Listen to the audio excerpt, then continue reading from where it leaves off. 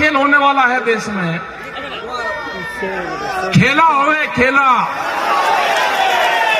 क्या खेला होवे वो देखना है, वो बताएंगे हम, बंगाली भाषा में ही बताएंगे। जब भारत सरकार 5 लाख से ज्यादा लोगों से नहीं डर रही, जो दिल्ली के चारों तरफ डेरा डालने बैठे हैं, जिसने पक्के मकान सड़कों के ऊपर बना दिए, तो आपका क्या खेल करेगी सरकार, वो हम बताते हैं क्या होगा बंगाल के साथ में। वे एक मुट्ठी चावल मांगते हैं आपसे, आप उनसे भाव की बात करो कि 1850 रुपए जो भारत सरकार का भाव है वो कब मिलेगा हमारे। जिस खेत में हम बैठे हैं ये चावल का खेत है, इसका रेट है 1850 रुपए, 18 रुपए 50 पैसे किलो, ये सरकारी रेट है। जब आपसे वोट मांगने आए तो वो जरूर मांग लेना उनसे। इसी के लिए बैठे हुए हैं दिल्ली में कि एमएसपी पे, मिनिमम सपोर्ट प्राइस पे देश में कानून बने।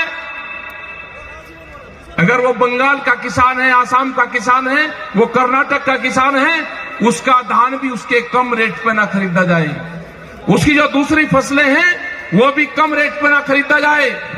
अभी आपके साथ में क्या होगा, जो उत्तर प्रदेश और आसपास के क्षेत्र में हुआ है, वो हुआ है कि 10 साल पुराना ट्रैक्टर आप नहीं चला सकते,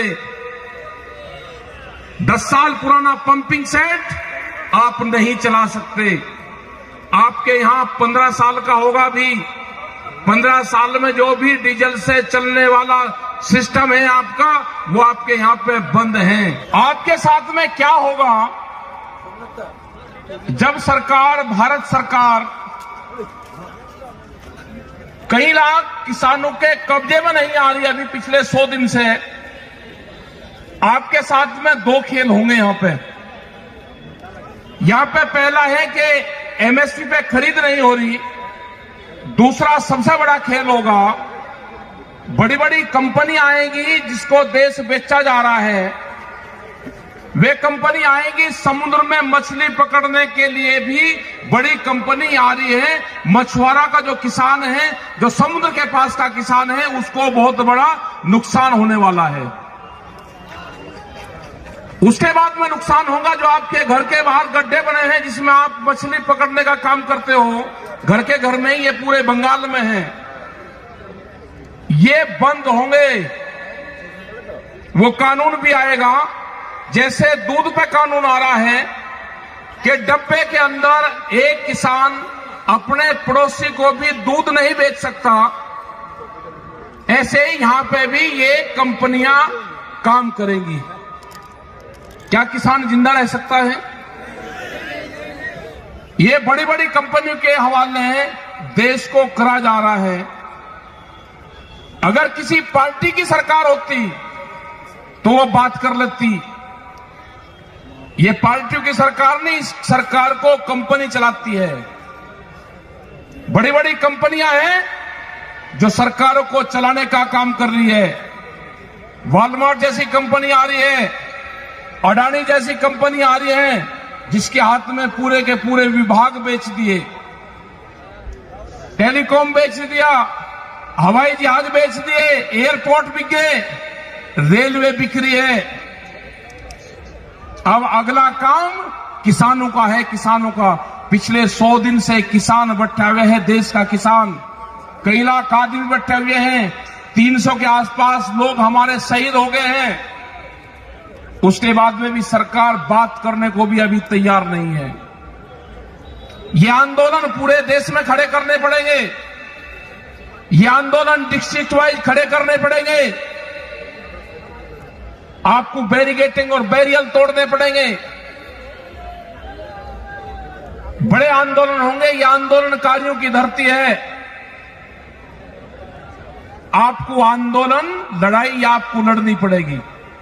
वो लड़ाई बाद की होगी, पहले यह है कि यहां पे इलेक्शन है, जब यहां पर आए तो प्रेस के लोग और सब लोग इलेक्शन की बात जरूर करेंगे। हमारे संयुक्त मोर्चे ने तय करा है कि हम बंगाल में जाएंगे, बंगाल के लोग उस अपील करेंगे कि आप दिल्ली आकर आंदोलन नहीं कर सकते, आपके वहां पे इलेक्शन है आप बीजेपी को हराने का काम करो। आप उसको वोट मत दो, उसको हराने का काम करना। वोट आपको किसको देनी है वो अपने आप तय कर लेना। जो भी आपको मजबूत कैंडिडेट लगता हो, बीजेपी को हरा सकता हो, आप उसको वोट दे देना। जो ये भगोड़े लोग हैं ना, जो अभी तक यहां पे मंत्री थे और फिर छोड़ के भागे, उनके सामने करा जा रहा। एक महिला यहां पे लड़ाई लड़ रही पूरे भारत सरकार से, उसको एक्सीडेंट करवा दिया, उसको हॉस्पिटल में डलवा दिया।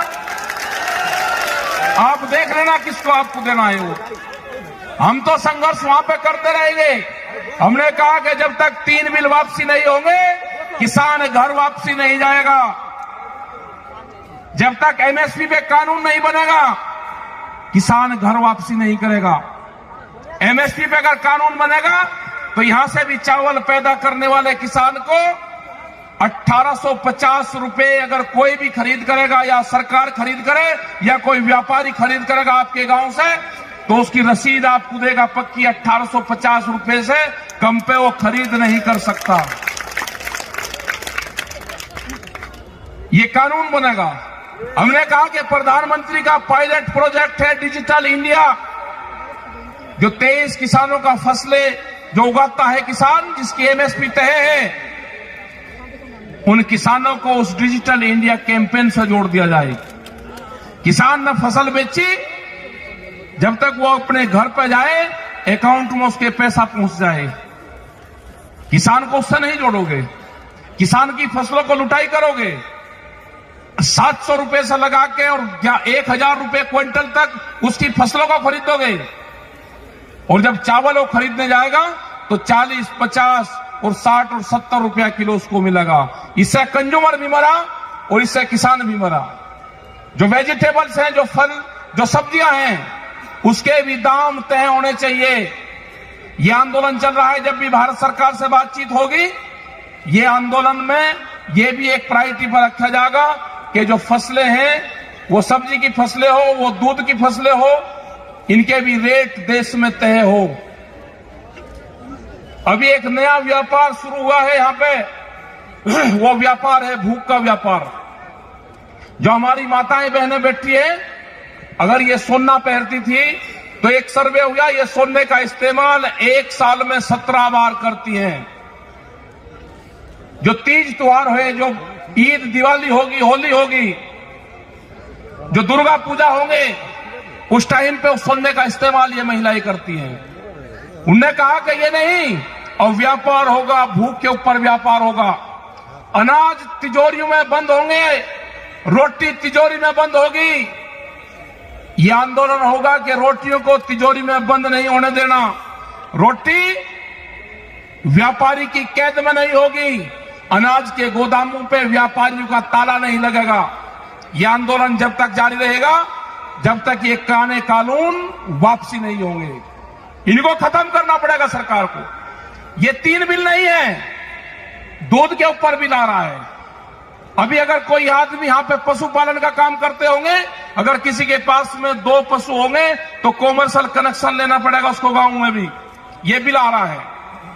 अगर आप कौन से खेत में किस चीज का कंपनी का बीज बोओगे, पेस्टिसाइड बिल आ रहा है, सीड बिल आ रहा है। बीज का कानून देश में आ रहा है। अब इन बिल के बाद में अगर आंदोलन ना होता तो अब तक वो बीज का कानून भी आ गया होता। इस खेत में आप क्या बोओगे वो सरकार तय करेगी। किस कंपनी का बीज बोओगे, अगर किसी खेत में दूसरी कंपनी का सीड मिल गया तो आपके ऊपर मुकदमा होगा। बीज के थाने खुलेंगे देश में। कैसे जिंदा रहेगा किसान? बिजली के थाने हैं यहां पे, दूसरे थाने हैं यहां पे, बीज के भी थाने देश में खुलेंगे। अगर किसी के पास में पंपिंग सेट है और वो 10 से 15 साल पुराना है, वो तोड़े जाएंगे, उस पर जुर्माना नहीं होगा। अगर ट्रैक्टर या कोई भी इक्विपमेंट खेत में या कहीं पे भी चलने वाला है, वे तोड़े जाएंगे, वे स्क्रैप में बिकेंगे। तो ये सारे कानून आ रहे हैं। अगर देश का किसान अब की बार इस आंदोलन से पीछे रहा तो ये देश की जनता हारेगी, देश का किसान हारेगा, देश का नौजवान हारेगा। ये लड़ाई जारी है। इस लड़ाई में सब लोगों को साथ देना चाहिए। रेलवे के कर्मचारी 2022 में अगले साल 4.5 लाख कर्मचारी हट जाएंगे। वॉलमार्ट जैसी कंपनी आ रही है, उसके पास में 10,000 पानी के जहाज हैं।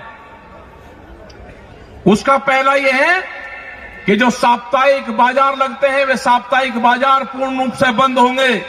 उसमें पूरे देश में 4.5 करोड़ लोग रोजगार पाते हैं, वो खत्म होंगे सारे के सारे। आगे है कानून, अगर कोई एक्सप्रेस वे निकल रहा है उसके 1 किलोमीटर के दोनों तरफ कोई भी कॉमर्शियल एक्टिविटी नहीं हो सकती। कोई भी अपना पान का खोखा, बीड़ी का खोखा, चाय का खोखा, पंचर लगाने की दुकान वो नहीं कर सकता। उसको लाइसेंस लेना पड़ेगा, जैसे पेट्रोल पंप का लाइसेंस मिलता है। ये भी कानून आ रहा है। तो करीब 40 से ज्यादा कानून अभी देश में इस तरह के आने वाले हैं। उससे देश नहीं बचने वाला, बर्बाद होगा पूर्ण रूप से। और ये सारी की सारी जमीनें हमारी कंपनियों के पास में जाएगी।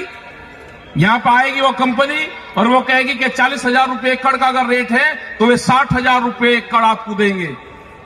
तो किसान उसको तुरंत देगा और वो एग्रीमेंट होगा आपका 30 से 40 साल का। हमारे लोग शहरों में शिफ्ट होंगे, अपने गांव में ही कहेंगे 60,000 रुपए एकड़ का बहुत है। इन जमीनों में केमिकल डाला जाएगा, ये जमीनें बर्बाद होंगी। 50 से 70 साल के बाद में हिंदुस्तान में अगर ये कानून आते हैं तो कोई खेती लायक जमीन यहां पे नहीं रहेगी। यहां पे इंडस्ट्रीज लगनी है, उसके लिए सस्ता मजदूर चाहिए और मजदूर आवेगा गांव से, मजदूर आवेगा खेती से। ये इसलिए पूरा प्रोग्राम चल रहा है। और एक इस तरह का देश चाहिए था कि जिसकी जनसंख्या ज्यादा हो, वो मजदूरी का काम करे, उनको भोजन की जरूरत होगी तो दूसरे मुल्कों से भोजन उनके लिए आए। और आप 3 काम के लिए हिंदुस्तान का नौजवान और हिंदुस्तान की जनता रहेगी। खाने के लिए मार्केट, मजदूरी करने के लिए फैक्ट्री और वोट देने के लिए वोटर। आप सिर्फ 3 काम करोगे, चौथा काम आप नहीं कर सकते। तो इसलिए आंदोलन में आपको जुड़ना पड़ेगा। नौजवानों के हाथ में बड़ी ताकत है। आप सब नौजवानों को देश के खड़ा होना पड़ेगा, जुड़ना पड़ेगा। आपने इस टाइम तक बातचीत सुनी, आपका बहुत बहुत धन्यवाद। आप वोट मत देना, उसको